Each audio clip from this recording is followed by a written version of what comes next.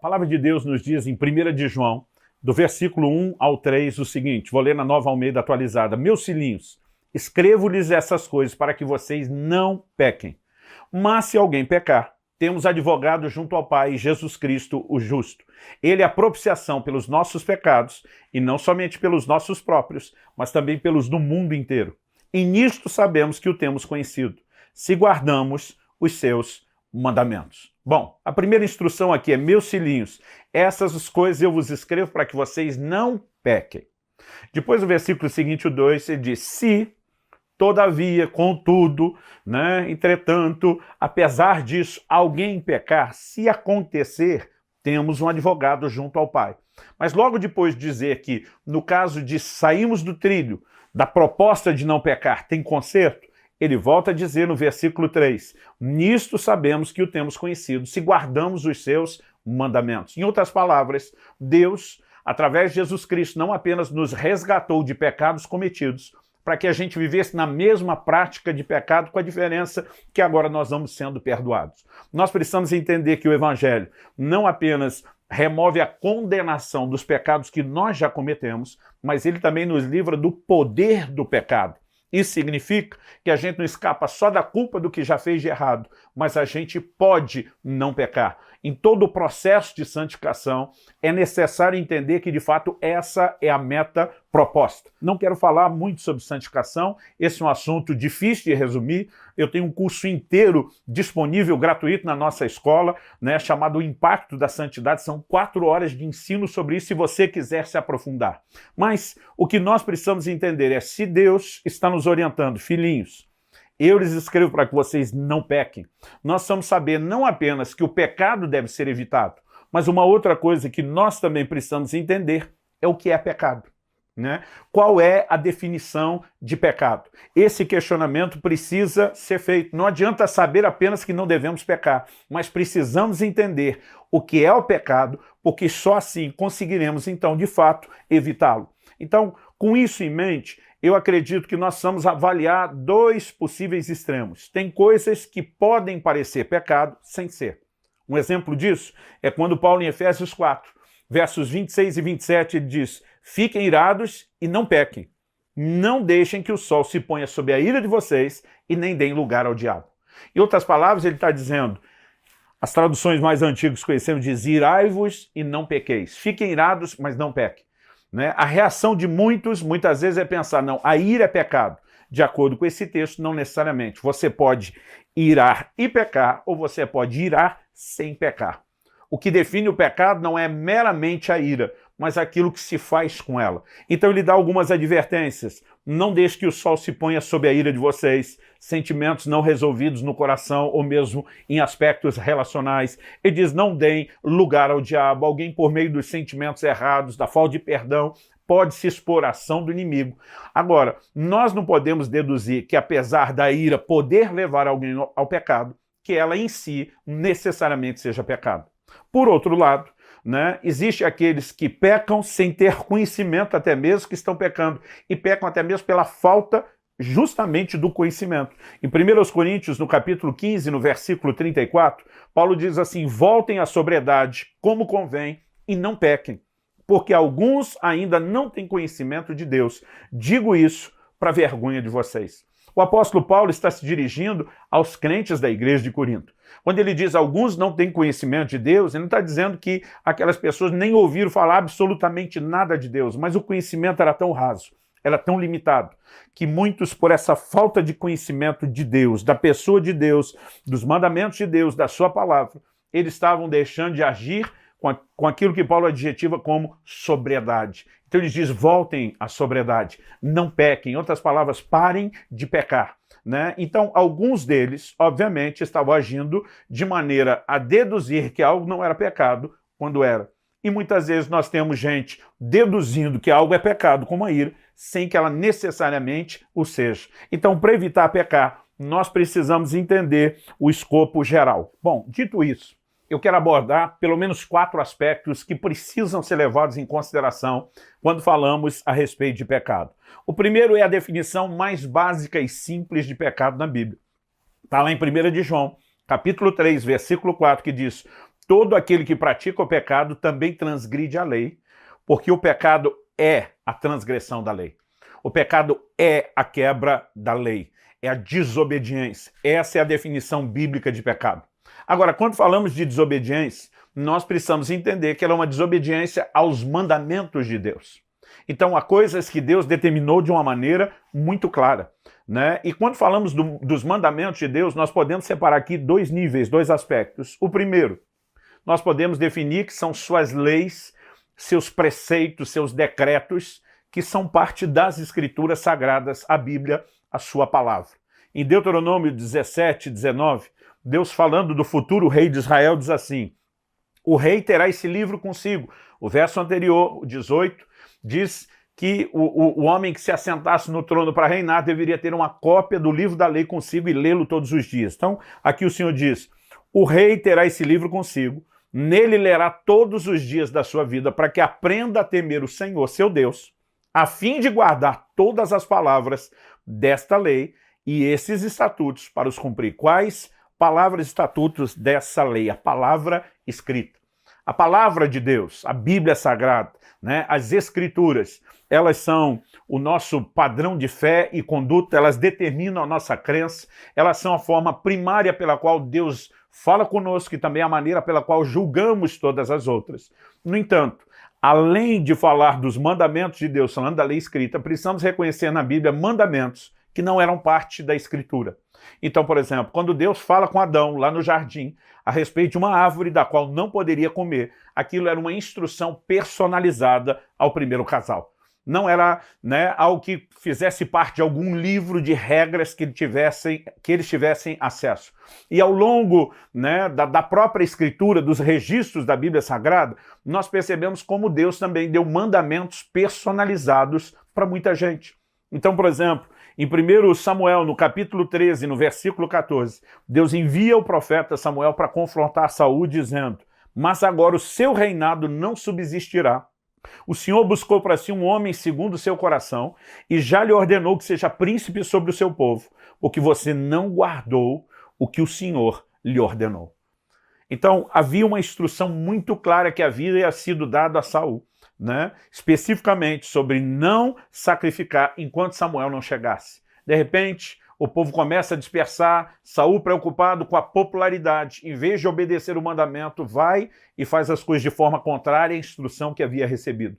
A instrução que ele recebeu não era mera e simplesmente, né, um mandamento escrito. Aquele prazo dos 7 dias foi uma palavra personalizada que Deus, por meio do profeta, havia dado a ele. E quando ele se posicionou quebrando aquela instrução personalizada, ele estava desobedecendo a Deus, ele estava pecando, ainda que não necessariamente estivesse transgredindo o mandamento das Escrituras. É importante que a gente entenda não só a definição básica de pecado, né, como a desobediência, a transgressão da lei, da palavra de Deus. E quando falamos lei, não pense você que isso se limita somente ao Velho Testamento. O Novo Testamento é um modelo de obediência exatamente o mesmo em relação ao Velho Testamento, quando se fala de obedecer, com a distinção que agora, pela graça, nós somos turbinados, por assim dizer, para fazer aquilo que na natureza carnal, antes do novo nascimento, na antiga aliança, a própria Bíblia diz em Romanos 8,3, né, que a lei estava enferma pela carne. Era impossível o homem viver plena obediência a Deus por um problema de natureza. Agora, na nova aliança, nós somos empoderados por Deus pela manifestação da graça. Jesus apresenta mandamentos e ele diz: aquele que tem os meus mandamentos e os guarda, esse é o que me ama. Aliás, o nível de mandamentos que Jesus apresenta, eles estão ainda num patamar superior aos da antiga aliança. Na antiga aliança estava escrito, né, amarás o teu próximo e odiarás o teu inimigo. Jesus diz: eu, porém, vos digo. Esse eu, porém, ele estava dando um upgrade, uma atualização, indo além da lei do Velho Testamento para dizer: eu quero que vocês amem os inimigos, orem por aqueles que os perseguem. Jesus não veio facilitar o padrão da lei para que a gente pudesse cumprir. Ele veio nos empoderar para que a gente pudesse ajustar a um padrão ainda mais alto. Mas a obediência continua. Hebreus capítulo 5, versículo 9, né, diz que Jesus se tornou autor de eterna salvação para todos aqueles que lhe obedecem. Paulo diz tanto no capítulo 1 como no capítulo 16, ou seja, começa e termina a Epístola de Romanos falando sobre a obediência da fé. Então a vida cristã, ela é uma vida de obediência, tanto aos mandamentos escritos como a instruções personalizadas. Deus pode dar uma instrução para um que não deu para outro. No início do meu ministério, o Espírito Santo falou comigo de uma maneira muito clara que eu não tivesse ganho pessoal com a venda dos meus livros. Isso não significa que outros não possam ganhar. Pelo contrário, de acordo com a Escritura, o trabalhador é digno do seu salário. No entanto, por conta de uma direção específica que eu tive, eu estou debaixo de um mandamento personalizado e eu preciso cumpri-lo. Agora, além de falar do mandamento personalizado, que é uma direção específica, nós temos aqueles mandamentos que nós podemos olhar para eles e dizer isso é um tanto quanto relativo. Por exemplo, Deus manda que os filhos obedeçam aos pais. Então significa que os pais podem exigir dos filhos algumas coisas que não estão nas Escrituras e também não são contrárias a ela. Quando um pai determina o horário que o filho deve voltar para casa à noite, não há um versículo da Bíblia que fale sobre isso, mas é obrigação do filho, de acordo com a Bíblia, obedecer o pai. Então alguns podem desobedecer ou pecar em algo que talvez para o filho da outra família não é pecado, porque aquilo não foi requerido dele. Isso também precisa ser levado em conta. Quando criei os meus filhos, eu como pai estabeleci uma norma que nenhum deles poderia namorar antes dos 18 anos de idade. Um dia alguém me perguntou, pastor, onde é que está na Bíblia que tem que ter idade para namorar? Eu falei, não, está na Bíblia que o filho tem que obedecer ao pai. Falei, eu sei que seus filhos têm horário para chegar em casa, onde é que está na Bíblia que tem horário para chegar em casa? Deus já mandou que os pais fossem, de fato, as autoridades a serem obedecidas, porque aplicariam regras de acordo com o bom senso. E quando elas são quebradas, num nível personalizado, aquele mandamento que está respaldado pelo mandamento de Deus, filhos obedeçam aos pais, é um mandamento divino. Então, quando o pai dá uma voz de comando e o filho não obedece aquilo, ele está quebrando o mandamento escrito e, ao mesmo tempo, uma instrução personalizada para ele. Se nós não conseguimos enxergar o quadro todo, podemos muitas vezes nos justificar. Eu estou aqui por trás de um versículo, mas eu posso estar em desobediência a Deus. Então, entender isso é a base de tudo. Em segundo lugar, a palavra de Deus diz no livro de Romanos, no capítulo 14, aliás, Romanos capítulo 14 traz muita informação sobre algumas dessas questões que merecem a nossa atenção quando se fala de vida cristã. Entre elas, nós percebemos Paulo dizendo, olha, tem crente que julga que pode comer todas as coisas, tem outro que acredita que só pode comer legumes, ele já não acreditava que podia comer carne. Tá certo que Paulo vai acabar tomando partido, quando no início diz o que só come legumes é débil na fé. Ele está dizendo que a fé dele não é firme, é por isso que ele acredita naquilo. Mas apesar de Paulo mostrar que ele particularmente não tinha problema com comer coisa alguma, ele diz, esse que é o forte não julgue o fraco, nem o fraco julgue o forte. Nós precisamos aprender que a própria palavra de Deus, que dá regras gerais para todos nós, também em algumas áreas dá um certo ambiente de liberdade para determinadas escolhas. Paulo diz, um julga igual todos os dias, o outro faz diferença entre dia e dia.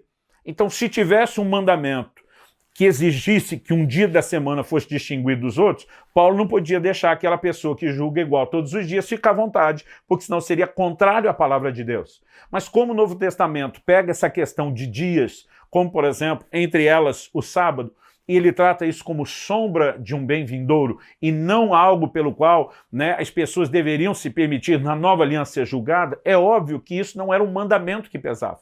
Mas Paulo diz, o que julga igual todos os dias, não julgue aquele outro que faz diferença entre dia e dia. Em outras palavras, se ele quer no nível pessoal fazer isso, dá espaço para ele. Mas esse também não julgue aquele outro.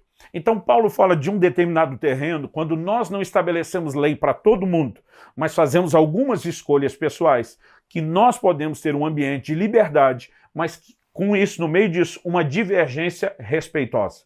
E muitas vezes o pecado não era guardar ou não guardar o dia, não era comer ou não comer determinado alimento. As pessoas acabavam pecando na maneira como tratavam as outras por causa das suas opiniões.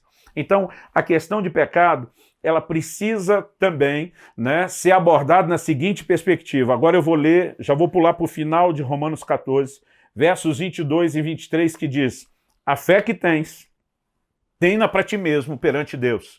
Bem-aventurado é aquele que não se condena naquilo que aprova, Mas aquele que tem dúvidas é condenado se comer, porque o que faz não provém da fé. E tudo que não provém da fé é pecado. Aqui nós precisamos entender algo. Vamos avaliar, né? A palavra de Deus fala de alguém que é bem-aventurado se não condena a si mesmo naquilo que aprova. Tem pessoas que tentam aprovar determinados atos, mas depois estão debaixo de culpa e condenação. Por quê? Às vezes até por conta da forma que foram ensinados. E alguns, acredite, foram ensinados de forma errada. Eu conheço pessoas que foram criadas, né, em algumas igrejas excessivamente rígidas, com aquelas regras e mandamentos de homens, com aspectos de tradição que não refletem o que a Bíblia ensina, onde, por exemplo, as mulheres são, né, proibidas de cortar até a ponta do cabelo. Agora, se uma mulher dessa corta o cabelo porque teve um entendimento claro nas escrituras de que aquilo não era uma proibição necessária, e ela está à vontade de uma coisa. Mas se ela simplesmente faz isso porque vê gente de outra igreja fazer, mas daqui a pouco o coração dela está pesando porque ela não passou por uma mudança de mentalidade nem de fé, a Bíblia diz o que não procede da fé é pecado. Então, o cortar o cabelo, que não é pecado para uma mulher, pode ser para outra. Nós precisamos, de fato, entender essa questão do que procede ou não procede da fé. Tem gente que muitas vezes muda convicções pessoais, indo no embalo de outros. Ah, fulano faz aquilo, não tem nenhum problema. A questão é, você não vai se condenar no íntimo depois de ter aprovado aquilo? As pessoas são diferentes e elas não têm que necessariamente fazer sempre as mesmas coisas. Dificilmente você vê alguém dizendo, fulano jejua mais do que eu tenho que jejuar mais. Nessa hora não tem comparação. Mas assim, fulano tem uma carga religiosa melhor, eu também posso ter, porque de acordo com aquilo que convém, às vezes nós nos espelhamos. No entanto, precisamos entender elementos que envolvem a fé do coração. Eu vejo casais no esforço de tentar definir o que é, o que não é, por exemplo, os limites da intimidade física. No meu livro, O Propósito da Família, eu dediquei um capítulo só para tratar dos limites do prazer, porque Hebreus, capítulo 13, nos fala a respeito de que nós devemos honrar o matrimônio e o leito sem mácula. Depois de falar duas coisas a ser honradas, o matrimônio e o leito sem mácula, a Bíblia diz, Deus julgará os adúlteros. Quem são os adúlteros? Os que desonram o matrimônio, não são fiéis ao cônjuge. Mas ele diz, Deus também vai julgar os impuros. Outra versão diz o devasso. Quem é esse? É o que não necessariamente cometeu adultério, mas ele praticou um nível de impureza, maculou seu próprio leito. Talvez foi fiel ao seu cônjuge, mas nas práticas íntimas se excederam. Particularmente, eu não acredito que dentro de quatro paredes vale tudo. Eu acredito que, obviamente, precisamos ter um padrão bíblico, mas ainda que haja áreas claras sobre o que comer, Paulo está dizendo que tem gente que vai ter dificuldade de comer tudo e que, se ele violar aquela fé, ele está pecando. Então, não se trata apenas do que a palavra diz, mas do nível de fé, né, que é gerado pelo nível de entendimento que cada um tem. Há pessoas que preferem se abster de determinadas práticas que não tem problemas para outras. Nós precisamos aprender a ter tempo diante de Deus em oração.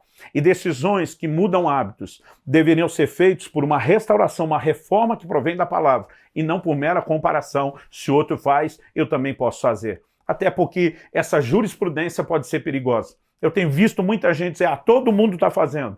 E muitas vezes eu tenho que repetir, não é porque todo mundo resolveu fazer o errado que o errado virou certo. Então, precisamos aprender a tratar isso diante de Deus em oração. O terceiro exemplo, primeiro falei da quebra da lei, mandamentos escritos e personalizados. Eu tenho um amigo, por exemplo, que antes de converter teve muito problema com a bebida, com o alcoolismo. E quando ele se converteu, o Espírito Santo falou com ele de forma nítida e clara, nunca mais coloque o pé dentro de um bar. Existe um versículo da Bíblia que proíba nós todos de entrar num bar? Não. Se eu estiver passando na frente de um bar, que você entrar para comprar chiclete, tudo bem, eu posso fazer isso. Aquele meu amigo não pode, porque ele tem um mandamento personalizado. Depois falamos do que não procede da fé, em segundo lugar. Agora, em terceiro lugar, eu quero destacar a lei do amor. Ainda em Romanos 14, dos versículos 13 a 15, Paulo diz assim, portanto, deixemos de julgar uns aos outros.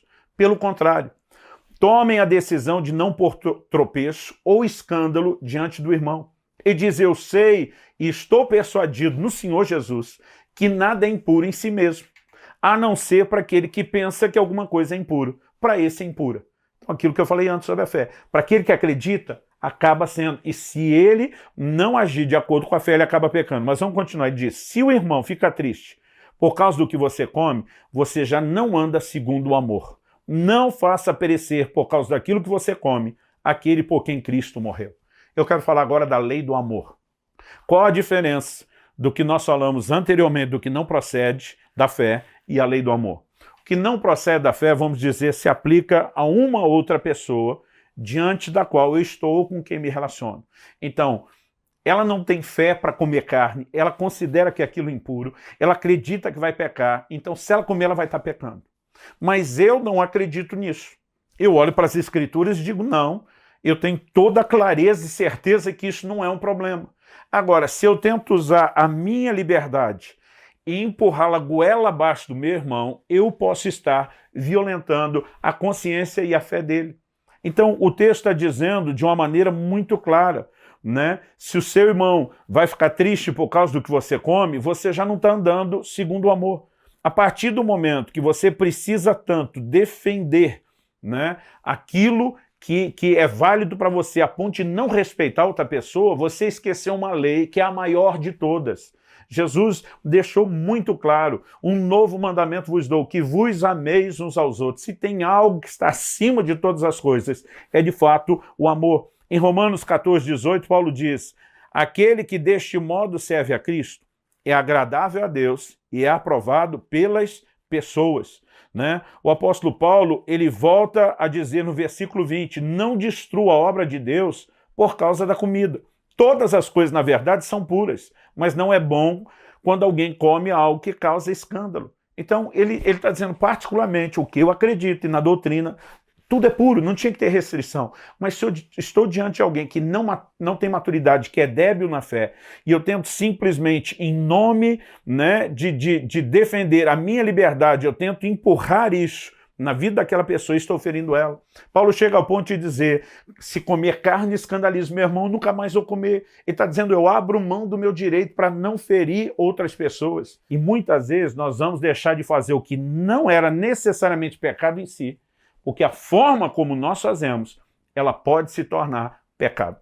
Então precisamos, de fato, entender a lei do amor. Quando se trata de relacionar com outros, né, a pessoas em nome do seu direito, desrespeitando completamente os outros. E aí, de acordo com a Bíblia, já não estamos andando segundo o amor. Se há algo que é o cumprimento da lei, é o amor. Em quarto e último lugar, eu quero destacar aqui a diferença entre pecado e impureza. No Velho Testamento, pecado se tratava com sangue. Impureza se tratava com água. Pecado normalmente era a quebra de um mandamento claro. Impureza era algo que a pessoa poderia involuntariamente, né, ser envolvida. Então, por exemplo, se ela tocasse num determinado tipo de enfermo, num determinado tipo de animal, ela poderia estar impura. Ela não precisava de um sacrifício do animal, não precisava do sangue, que é o símbolo da redenção dos pecados, mas ela precisava se banhar em água e esperar um determinado tempo para que então tudo estivesse resolvido. Quando falamos de santificação, Deus quer tratar tanto com pecado como com impureza. Cada um é um nível de empecilho distinto, mas ele precisa de um tratamento específico. Quando feriram Jesus na cruz, a Bíblia diz que dele saiu sangue e água. Os dois elementos que no Velho Testamento eram figuras de santificação. O sangue para a remoção do pecado, a água para a purificação. E aqui nós precisamos entender algumas coisas que realmente não são necessariamente pecado. Então, por exemplo, eu vejo gente tentando, né, estabelecer regras que nunca esteve na Bíblia. Né? Há igrejas que elas têm todo um código de conduta, e eu não estou dizendo que alguém que está debaixo de uma certa paternidade espiritual não deveria honrá-lo. Nós só não podemos confundir isso com o mandamento bíblico. Então, há discussões que já vêm de muito tempo. Então, por exemplo, ouvir uma música secular que não é cristã, é pecado ou não é? Particularmente, eu não acredito que é pecado. Por quê? Porque nós não temos um mandamento na Bíblia a respeito disso. Agora, no mínimo, o que também deveria ser levado em conta, que não quer dizer que não haja impureza por trás disso. As pessoas, às vezes, só estão olhando aquele aspecto. É ou não é pecado? Né? Agora, tem coisas que não são pecado, mas que podem te levar a pecar e que vão atrapalhar o relacionamento com Deus. Então a pessoa passa o dia inteiro ouvindo muitas vezes músicas com valores de imoralidade, de sensualidade, de violência, e você de fato acredita que isso não vai trazer nenhum tipo de impureza, né, e atrapalhar a sua forma de se relacionar com Deus, mesmo que não seja pecado, pode ser algo que te leve a pecar. Então há igrejas que estabeleceram regras específicas, né? Vou citar aqui uma, por exemplo, que proíbe os seus membros de assistirem televisão. Mas desde que a internet surgiu, eles nunca se pronunciaram. Então, o crente não tem a televisão em casa, mas pelo computador, via internet, ele assiste a mesma programação que passaria na televisão, mas não é errado porque ele não tem televisão. Agora, se tivesse que avaliar o que era errado, era o aparelho ou era a programação? E as pessoas muitas vezes estão, em nome da regra, só tentando achar um jeito de fazer aquilo sem a preocupação de eu não vou pecar contra Deus porque eu quero honrá-lo, porque eu não quero me distanciar dele. Não é mero e simplesmente ter uma regra ou alguém me vigiando.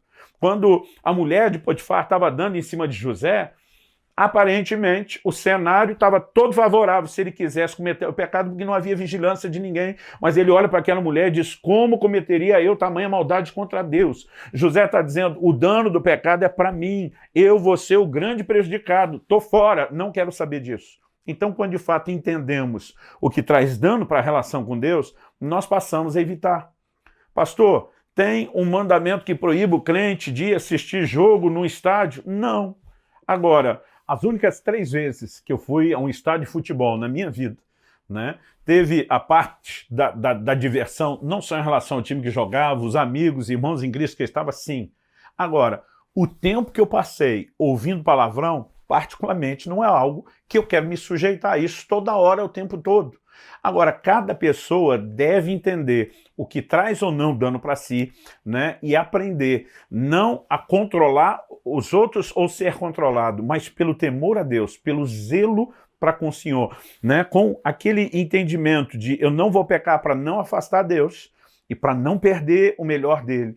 Aprendemos, então, a ir nos aperfeiçoando na obediência. A Bíblia diz em Hebreus, capítulo 5, que Jesus Cristo aprendeu a obediência pelas coisas que sofreu, ali no versículo 8. Né? Nós, quando lemos isso, Jesus nunca pecou. Significa que ele obedeceu uma vida inteira, mas ele ainda está aprendendo novos níveis de obediência. Às vezes, já estamos ali obedecendo o que é claro nas Escrituras, mas nem sempre estamos obedecendo alguns níveis da orientação personalizada. Precisamos aprofundar o relacionamento com Deus, ouvir as orientações do Espírito Santo, que são pessoais, amadurecer. E o que importa é que, no final, de fato, a gente possa dizer: eu não vou pecar. Se pecar no meio do caminho, não vou desanimar, não vou desistir, vou receber a restauração, mas vou levantar a cabeça, como diz Paulo, esquecendo as coisas que ficam para trás, vou voltar a correr para o alvo, decidido a não viver pecando. Mas para que a gente pratique isso, precisamos ter esse entendimento geral sobre pecado. Eu sei que me estendi um pouco para esse padrão de vídeo que costumamos ter, mas tenho certeza que é um assunto importante e que vai fazer diferença na sua vida. Então, muito obrigado pela sua audiência, por ter permanecido até o fim. Deus te abençoe. Te abençoe. Te abençoe. Te abençoe.